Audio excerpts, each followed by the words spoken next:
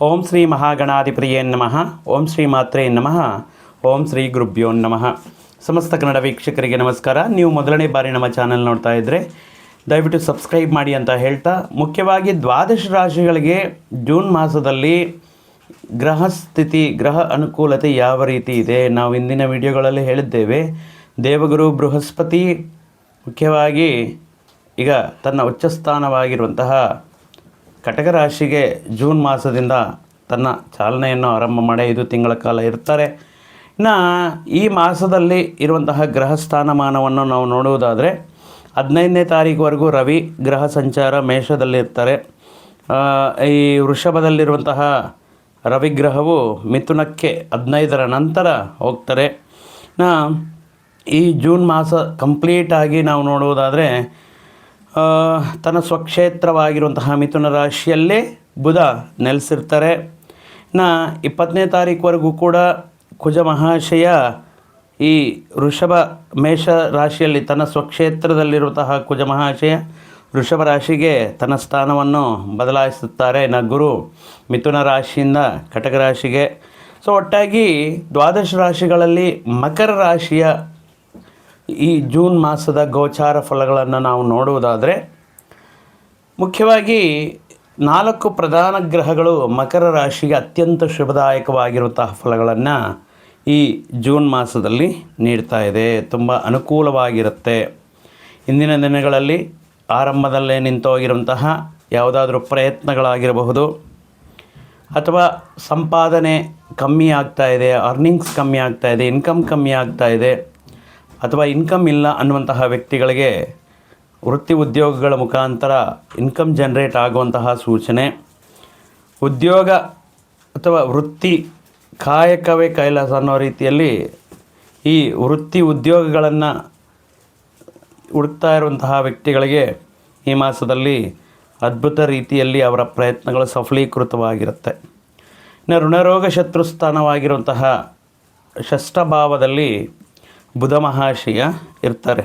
So ಬುಧ ಬಂದು ಮಕರ ರಾಶಿಗೆ 6ನೇ ಮನೆಯಲ್ಲಿದ್ದಾಗ ಏನಾಗುತ್ತೆ ಅಂದರೆ, ಮಕರ ರಾಶಿ ಜಾತಕದವರು ಬಿಸ್ನೆಸ್ ಅಂದರೆ ಈ ಬಿಸ್ನೆಸ್ ಟೈಪ್ ವ್ಯಾಪಾರ ಅಭಿವೃದ್ಧಿ, ವ್ಯಾಪಾರ ವಿಸ್ತರಣೆ, ವ್ಯಾಪಾರದಲ್ಲಿ ಅಧಿಕವಾಗಿ ಲಾಭಗಳನ್ನು ನೋಡುವುದು ಅನ್ನೋದು ಈ ಸಂದರ್ಭದಲ್ಲಿ ಅನುಕೂಲವಾಗಿರುತ್ತೆ. ಹೊಸ ವ್ಯಾಪಾರ ಪ್ರಯತ್ನಗಳು ಮಾಡೋದಕ್ಕೂ ಅನುಕೂಲವಾಗಿರುತ್ತೆ. ಇನ್ನು ರಾಶ್ಯಾಧಿಪತಿ ಮತ್ತು ಧನ ಕುಟುಂಬಾಧಿಪತಿ ಮಕರ ರಾಶಿಗೆ ಶನಿ ಪರಮಾತ್ಮ ಈ ವಿಕ್ರಮ ಸ್ಥಾನದಲ್ಲಿ ತೃತೀಯ ಭಾವದಲ್ಲಿ ಅದ್ಭುತ ರೀತಿಯಲ್ಲಿ ಯೋಗಕಾರಕನಾಗಿರ್ತಾರೆ. ಸೊ ಆಗಿರೋದ್ರಿಂದ ಧನ ಕುಟುಂಬ ಸ್ಥಾನಕ್ಕೆ ಅಧಿಪತಿ ಶನಿ ಪರಮಾತ್ಮ ಉತ್ತಮ ರೀತಿಯಲ್ಲಿ ಆರೋಗ್ಯ, ಆಯುಷು, ಆದಾಯ, ಇನ್ಕಮ್ ನೀಡ್ತಾ ಇದ್ದಾರೆ. ಮನಿ ಅಲ್ವಾ, ಬ್ಯಾಂಕ್ ಬ್ಯಾಲೆನ್ಸ್ ನೀಡ್ತಾ ಇದ್ದಾರೆ. ತೃತೀಯ ಸ್ಥಾನದಲ್ಲಿ ಇದ್ದು ಜೂನ್ ಮಾಸದಲ್ಲಿ ಮಕರ ರಾಶಿಯವರಿಗೆ. ಇನ್ನು ತೃತೀಯ ವ್ಯಯಾಧಿಪತಿ ಆಗಿರುವಂತಹ 3rd ಆ್ಯಂಡ್ 12th ಲಾರ್ಡ್ ಆಗಿರುವಂತಹ ದೇವಗುರು ಬೃಹಸ್ಪತಿ ಸಪ್ತಮಕ್ಕೆ ಬರ್ತಾ ಇದ್ದಾರೆ. ಸೊ ತುಂಬ ದಿನಗಳಿಂದ ಮಕರ ರಾಶಿಯವರಿಗೆ ಗುರುಬಲ ಇಲ್ಲ ಅಂತ ಕಾದು ನೋಡ್ತಾ ಇರುವಂತಹ ವ್ಯಕ್ತಿಗಳಿಗೆ ಮಕರ ರಾಶಿಯವರಿಗೆ 5 ತಿಂಗಳ ಕಾಲ ಸಪ್ತಮಕ್ಕೆ ಬರೋದು ಅನ್ನೋದು ಈ ಸಂದರ್ಭದಲ್ಲಿ ನಿಮಗೆ ಅನುಕೂಲವಾಗಿರುವಂತಹ ಪ್ರಯಾಣಗಳನ್ನು ಮಾಡುವಂತಹ ಯೋಗ.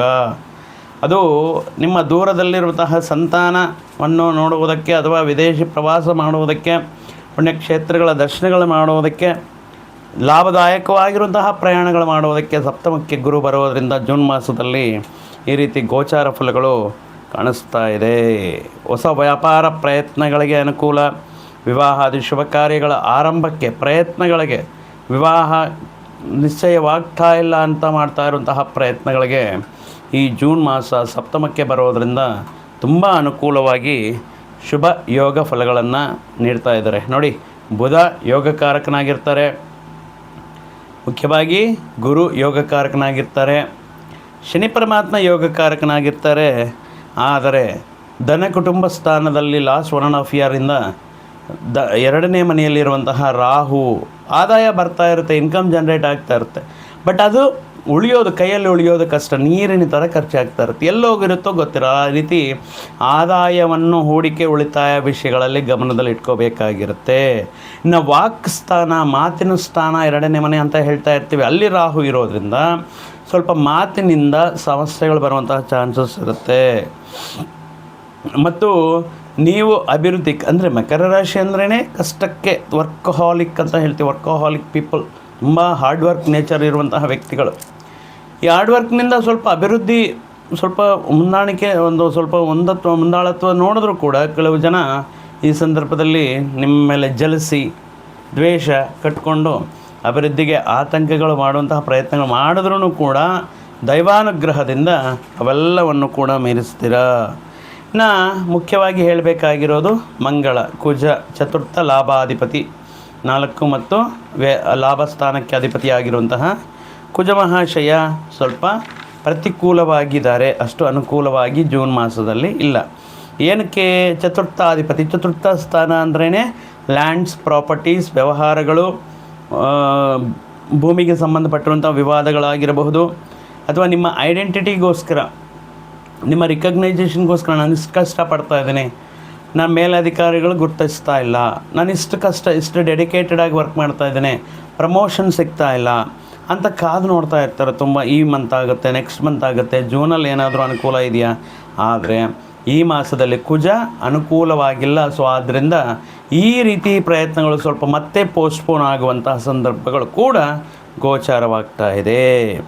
ಇನ್ನು ಮುಖ್ಯವಾಗಿ ವಿದ್ಯಾರ್ಥಿಗಳು ಸ್ಪರ್ಧಾತ್ಮಕ ಪರೀಕ್ಷೆಗಳಲ್ಲಿ ಓವರ್ ಕಾನ್ಫಿಡೆನ್ಸ್ ಬೇಡ. ಇನ್ನೇನು ಗುರುಬಲ ಬಂದುಬಿಟ್ಟಿದೆ, ಶನಿ ಅನುಕೂಲವಾಗಿದ್ದಾರೆ, ಆ ರೀತಿ ಇಲ್ಲ. ಈಗ ಕುಜ ಕೂಡ ಅನುಕೂಲ ಇಲ್ದಿರೋ ಕಾರಣದಿಂದ ಸ್ವಲ್ಪ ಹೈಲಿ ಫೋಕಸ್ಡಾಗಿ ಕಾಂಪಿಟೇಟಿವ್ ಎಕ್ಸಾಮ್ಸ್ ಮಾಡ್ಕೋಬೇಕಾಗಿರುತ್ತೆ. ಅದೇ ರೀತಿ ಲ್ಯಾಂಡ್ ರಿಲೇಟೆಡ್ ಡಿಸ್ಪ್ಯೂಟ್ಸನ್ನು, ಈ ರೀತಿ ವಿಷಯಗಳ ಪ್ರಯತ್ನಗಳು ಮಾಡ್ತಾ ಇರುವಂಥ ವ್ಯಕ್ತಿಗಳು ಕುಜನ ಅನುಗ್ರಹಕ್ಕೋಸ್ಕರ ಮಂಗಳವಾರದ ದಿನ ಶ್ರೀ ಸುಬ್ರಹ್ಮಣ್ಯ ಸ್ವಾಮಿಯ ಆರಾಧನೆ ಮಾಡೋದು ಉತ್ತಮ ಫಲಗಳನ್ನು ನೀಡ್ತಾ ಇರುತ್ತೆ.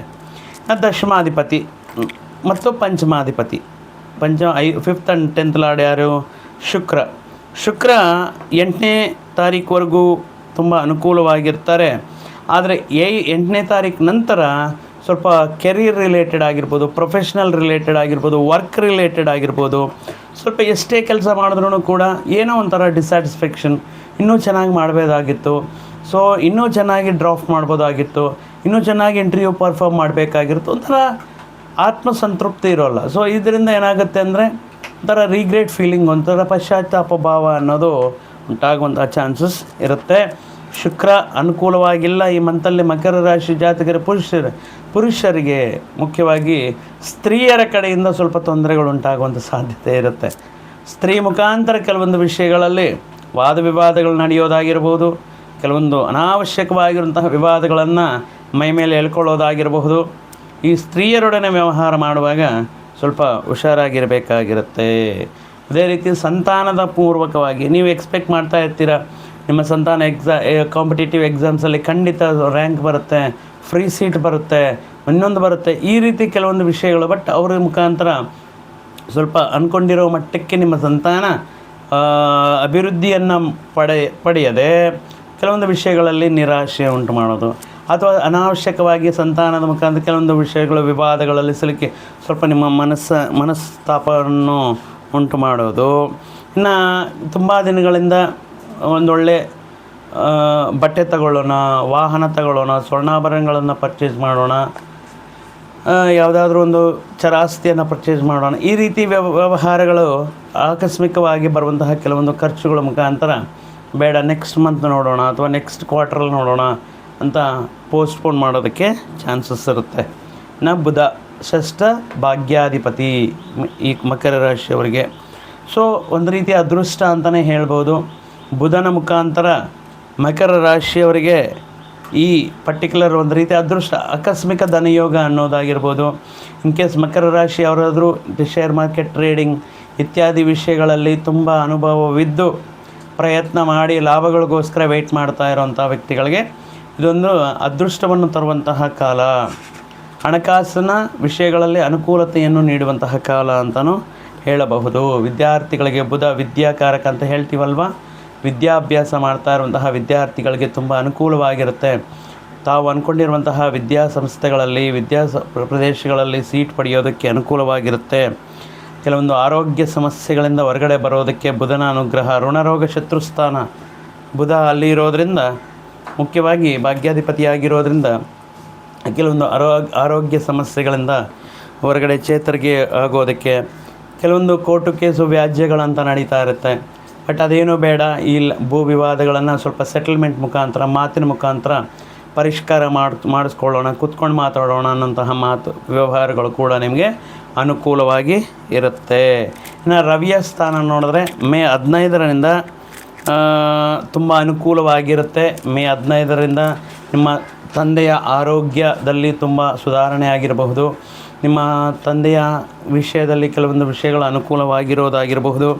ಕೆಲವೊಂದು ಅಸಂಪೂರ್ತಿಯಾಗಿ ಇಟ್ಟಿರುವಂತಹ ಕೆಲವೊಂದು ಕೆಲಸಗಳನ್ನು ಏನಾದರೂ ಇದ್ದರೆ ಅದು ಈ ಸಂದರ್ಭದಲ್ಲಿ ಪೂರ್ತಿ ಮಾಡೋದಕ್ಕೆ, ಆರೋಗ್ಯ ಹುಷಾರಾಗೋದಕ್ಕೆ, ಶತ್ರುನಾಶ, ನಿಮಗೆ ಅಭಿವೃದ್ಧಿಗೆ ಆತಂಕಗಳನ್ನು ಅಥವಾ ನಿಮ್ಮ ಮೇಲೆ ಅಸೂಯೆ ದ್ವೇಷಗಳನ್ನು ಇಟ್ಕೊಂಡಿರುವಂತಹ ಕೆಲವೊಂದು ಶತ್ರುಗಳನ್ನು ನಾಶ ಆಗೋದಕ್ಕೆ, ಅದಕ್ಕೆ ಶತ್ರುಗಳ ಮಿತ್ರಗಳ ರೂಪದಲ್ಲಿ ನಿಮಗೆ ಸಹಕಾರ ನೀಡೋದಕ್ಕೆ 15ರ ನಂತರ ರವಿಯ ಅನುಕೂಲ ಇದ್ದಾರೆ. ರವಿ, ಬುಧ ತುಂಬ ಅನುಕೂಲವಾಗಿದ್ದಾರೆ. ಶನಿ ಪರಮಾತ್ಮ, ಗುರು, ಈ ರೀತಿ ಪ್ರತಿಯೊಂದು ಗ್ರಹವು ಕೂಡ ತುಂಬ ಅನುಕೂಲವಾಗಿ ಮಕರ ರಾಶಿಯವರಿಗೆ ಒಂದು ರೀತಿ ತುಂಬ ಒಳ್ಳೆಯದು ಅಂತ ಹೇಳ್ಬೋದು ಈ ಜೂನ್ ಮಾಸ. ಸೊ ಆದ್ದರಿಂದ ಕೇತು ಮಾತ್ರ ಸ್ವಲ್ಪ ತೊಂದರೆ ನೀಡ್ತಾ ಇರ್ತಾರೆ. ಕೆಲಸದ ಒತ್ತಡ, ಕೆಲವೊಂದು ವಿಷಯಗಳು ಬೇಗ ಆಗಬೇಕು, ಬೇಗ ಕಂಪ್ಲೀಟ್ ಮಾಡಬೇಕು, ಶೀಘ್ರದಲ್ಲಿ ಕಂಪ್ಲೀಟ್ ಮಾಡಬೇಕು ಟಾಸ್ಕ್ಗಳು, ನಿಮ್ಮ ಮೇಲಧಿಕಾರಿಗಳು ನೀಡಿರುವಂತಹ ಕೆಲವೊಂದು ವಿಷಯಗಳ ಮುಖಾಂತರ ಯಾವಾಗಲೂ ಬ್ಯುಸಿ, ಸ್ವಲ್ಪ ಕುಟುಂಬದ ಜೊತೆ ಕಳೆಯುವಂತಹ ಸಮಯ ಕಮ್ಮಿ ಇರೋದಾಗಿರಬಹುದು. ಈ ರೀತಿ ವಿಷಯಗಳಿಂದ ಸ್ವಲ್ಪ ಮನಃಶಾಂತಿ ಕೆಡೋದು ಸ್ವಲ್ಪ ಕೇತುವಿನ ದೃಷ್ಟಿಯಿಂದ ಇರುತ್ತೆ. ಸೊ ಒಟ್ಟಾಗಿ ಮಕರ ರಾಶಿಯವರು ಈ ಮಾಸದಲ್ಲಿ ಸುಬ್ರಹ್ಮಣ್ಯ ಸ್ವಾಮಿ ಆರಾಧನೆ ಮತ್ತು ಗಣಪತಿ ಆರಾಧನೆ ಮಾಡಿಕೊಳ್ಳಿ. ಸುಬ್ರಹ್ಮಣ್ಯ ಅಷ್ಟಕವನ್ನು ಓದ್ಕೊಳ್ಳೋದಾಗಿರ್ಬೋದು, ಅಂಗಾರಕ ಷಷ್ಠಿಯಂದು ಉಪವಾಸ ಇರೋದಾಗಿರ್ಬೋದು.